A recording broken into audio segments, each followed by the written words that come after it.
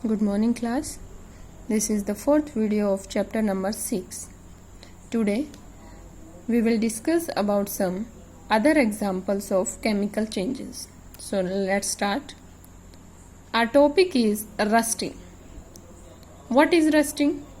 When iron or iron objects are exposed to atmosphere, means iron या iron से बनी कोई भी ऑब्जेक्ट उनको हम एटमॉस्फेयर के कांटेक्ट में ले आए या वो खुद अपने आप नेचर में आ जाए। जैसे कोई भी बाहर कोई भी ऑब्जेक्ट रखी है तो वो एटमॉस्फेयर के डायरेक्ट कांटेक्ट में है। They are attacked by oxygen. फिर वहां पे क्या होता है कि ऑक्सीजन रिएक्ट करती है, उसको मॉइस्चर मिल जाता है। मॉइस्चर क्या होता है? Water present in the atmosphere. तो दो चीजें मिल जाती है, एक तो ओपन स्पेस मीन्स एटमॉस्फेयर के डायरेक्ट कांटेक्ट में, सेकंड ऑक्सीजन, और थर्ड मॉइस्चर या उसी को बोले वाटर एटमॉस्फेयर में। तो उसके बाद क्या होता है? ब्राउन और orange coloured layer is formed on the surface. उसके बाद ये तीनों मिलने के बाद एक ऑरेंज या ब्राउन कलर की लेयर का फॉर्मेशन होता है किस पे? आयरन ऑब्जेक्ट्स पे, और उसी को नाम दिया जाता है rust. It is called rust and this process is called rusting. और उस प्रोसेस को क्या बोला जाता है? Rusting. Rust is mainly hydrated iron oxide Fe2O3.NH2O। Rust mainly क्या है? Hydrated iron oxide.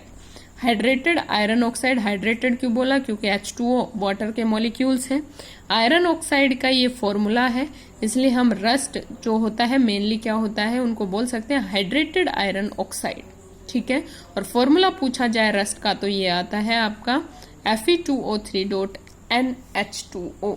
ठीक है, तो हाइड्रेटेड H2O मॉलिक्यूल्स के कारण बोला। Fe2O3 आयरन ऑक्साइड है, तो ये कंप्लीट जो फॉर्मूला है Fe2O3.NH2O, तो ये किसका फॉर्मूला है? आपका रस्ट का। नेक्स्ट आपका आता है conditions necessary for rusting. Rusting के लिए नेसेसरी कंडीशंस क्या होंगी? First is open surface of the metal. First open surface होना चाहिए मेटल के लिए। Second is presence of air या ऑक्सीजन। एयर या ऑक्सीजन की प्रेजेंस होना वहां।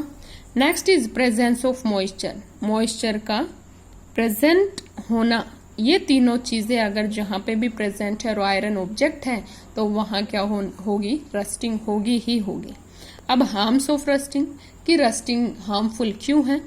Rusting is very much harmful because layer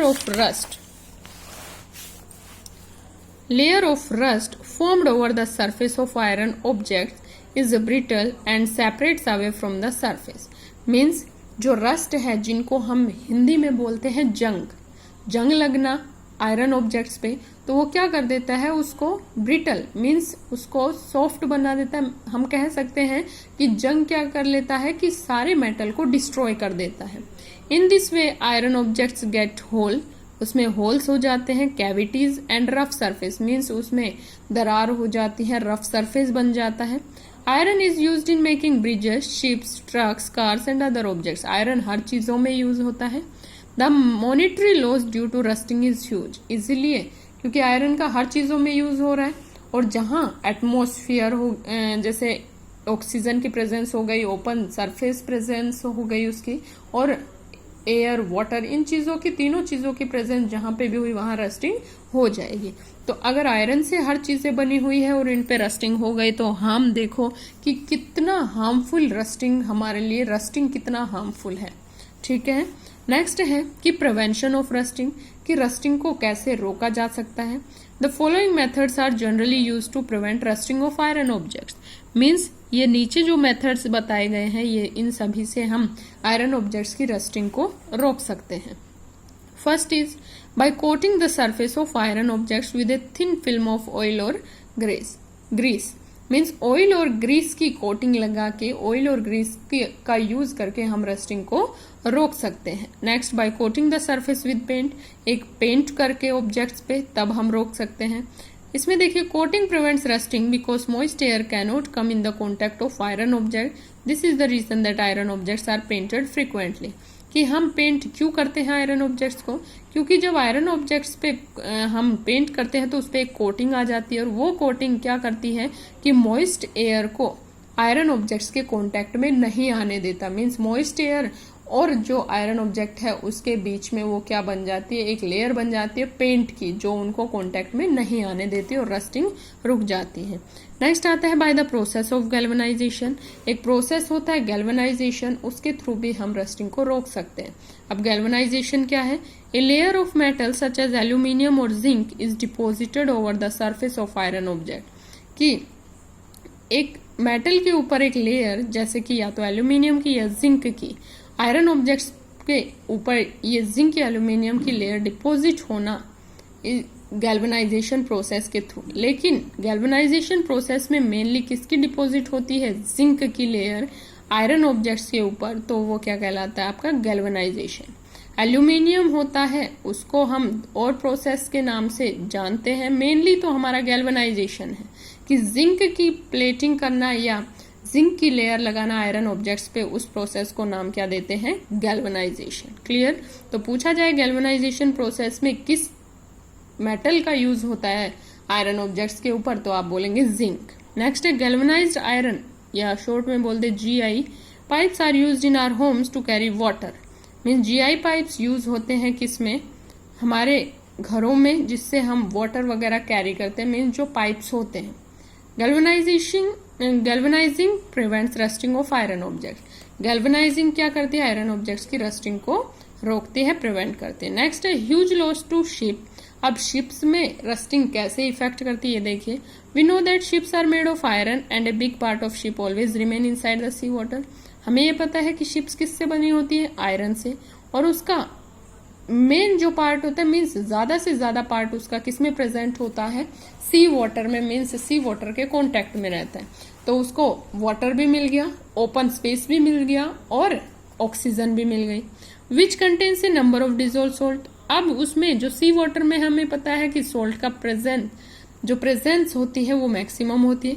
the process of rusting becomes faster in salty water. और जो सोल्टी वाटर में रस्टिंग का प्रोसेस होता है वो बहुत फास्ट होता है। In spite of paint ships are damage to a great extent. Means paint करने के बाद भी वो क्या हो जाती है? डैमेज हो जाती है। And the country faces a huge monetary loss every year because the damaged part has to be replaced every year. और कंट्री हमारी क्या करती है कि हमें हर साल क्या होता है, उसमें लॉस होता है, और हर साल क्योंकि उसको चेंज करना पड़ता है तो लॉस उसमें होने लग जाता है। नेक्स्ट आता है burning. Burning of any substance is a chemical change. Burning जो होता है, किसी भी सब्सटेंस का बर्न होना, एक केमिकल चेंज कहलाता है। Burning produce heat and light with other products. Burning जो होता है वो हमें हीट देता है और लाइट देता है। किसी भी चीज का बर्न होना, उससे हमें या तो हीट मिलती है या लाइट मिलती है, और कुछ अदर प्रोडक्ट्स भी मिलते हैं। नेक्स्ट है fuel such as wood, petrol, diesel are called carbon fuels. जो कार्बन फ्यूल्स क्या क्या होते हैं? वुड हो गए, पेट्रोल हो गए, डीजल्स हो गए, इनको बोला जाता है कार्बन फ्यूल, क्योंकि इनमें कार्बन प्रेजेंट होता है। Burning of carbon and carbon fuels produce carbon dioxide and heat when supply of air oxygen is insufficient. Means carbon और कार्बन फ्यूल्स जब बर्न होते हैं तो वहां से क्या निकलता है? कार्बन डाइऑक्साइड गैस और हीटिंग निकलती है, लेकिन ऑक्सीजन की सप्लाई उसमें सफिशिएंट नहीं, मीन्स कैसी होती है? सफिशिएंट होती है। नेक्स्ट है when supply of air oxygen is not adequate. Means जब सप्लाई एयर की सफिशिएंट ना हो, इनसफिशिएंट हो, तो वहां पे कार्बन डाइऑक्साइड प्रोड्यूस ना हो के कौन सी गैस प्रोड्यूस होती है? Carbon monoxide. मीन्स सफिशिएंट जब ऑक्सीजन होगी तो कार्बन डाइऑक्साइड, इनसफिशिएंट होगी तो आपकी carbon monoxide. It is a dangerous gas. Dangerous gas कौन सी है? Carbon monoxide. तो कार्बन डाइऑक्साइड डेंजरस नहीं है, कार्बन मोनोऑक्साइड गैस जो है वो डेंजरस है एंड कोसेस एयर पोल्यूशन। और वो एयर पोल्यूशन के लिए क्या होते हैं? उससे वो मीन्स ये जो कार्बन मोनोऑक्साइड गैस है, इसकी वजह से क्या होता है? पोल्यूशन, एयर पोल्यूशन होता है। नेक्स्ट है when you enjoy using fire crackers at the time of festival they produce heat, light, sound and harmful gases. Means जब हम फायर क्रैकर जलाते हैं किसी भी फेस्टिवल्स में, मेनली तो दीपावली पे, जब भी हम क्रैकर्स यूज करते हैं तो उसमें से क्या निकलती? हीट निकलती है, लाइट, साउंड भी होती है और कुछ गैसेस भी निकलती है। That's why it is advise not to use fireworks. तो इसलिए बोला जाता है कि फायर क्रैकर्स या fire works means fire crackers जो भी हो वो हमें यूज नहीं करना चाहिए, क्योंकि उससे साउंड पोल्यूशन भी होता है, नॉइज पोल्यूशन होता है, एयर पोल्यूशन भी होता है और उससे बर्निंग भी हो सकती है। ठीक है। नेक्स्ट आता है spoilage of food. Spoilage of food भी एक क्या है, केमिकल चेंज है। It is a common experience that cut apple gets a brown colour. कि आप कभी नोटिस करना कि जब भी आप एप्पल कट करते हो तो थोड़ी देर में ही उसका कलर ब्राउन होने लग जाता है जब आप उसको कुछ टाइम के लिए रख देते हैं, if it is left for some time.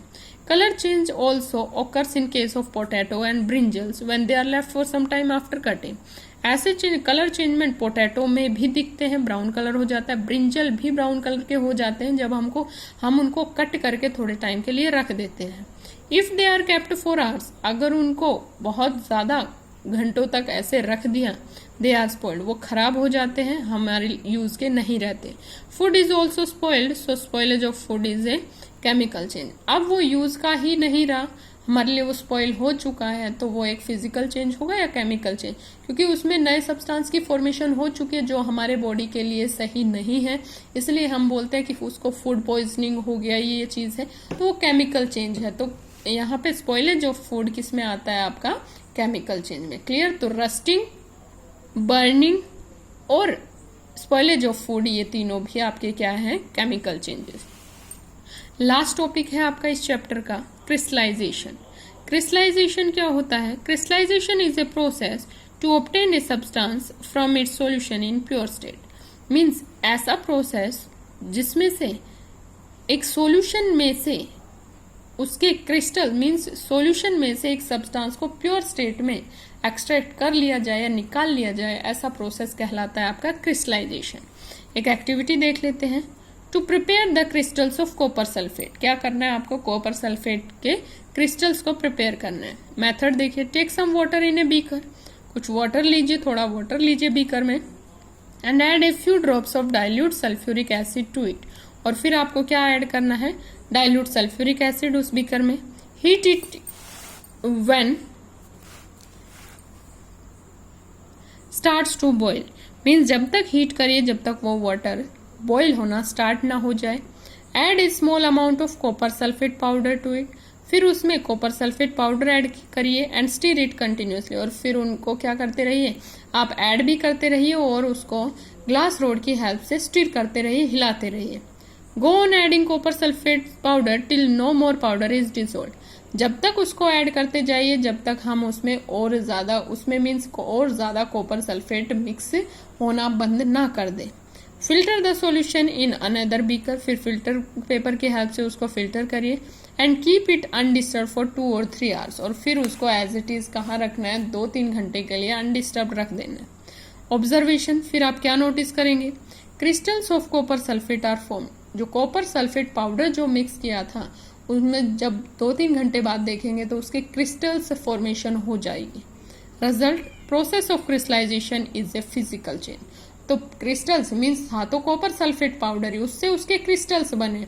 एक मैं बोलूँ कि शुगर है, शुगर के क्या होते हैं, क्रिस्टल, और उसी को मैं क्या कर दूं, मतलब क्रश कर दूं पाउडर फॉर्म में, तो वो भी क्या रहेगा, टेस्ट तो वही रहेगा, शुगर ही रहेगा। तो वहां से मैं बोलूँ कि क्रिस्टलाइजेशन प्रोसेस कैसा प्रोसेस है आपका, फिजिकल चेंज। ठीक है, clear. That's all for today. Have a nice day. Thank you.